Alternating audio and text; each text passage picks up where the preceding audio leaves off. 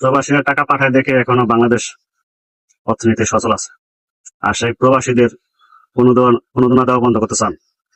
আপনাদের চুরি বাটপারি এতটা পরিমাণ বেড়ে গেছে, আর সেই পরিমাণ বেড়ে যাওয়ার পরে এখন তখন প্রবাসীদের দিকে নজর দিচ্ছেন।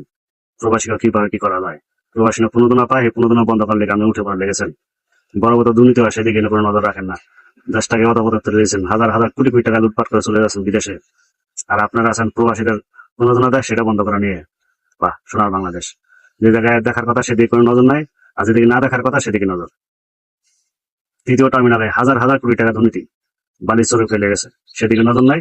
এখন আপনার প্রবাসী বেশি লাগবেন, হ্যাঁ, প্রবাসী প্রণোদনা বন্ধ করবেন। বাহ, সুন্দর।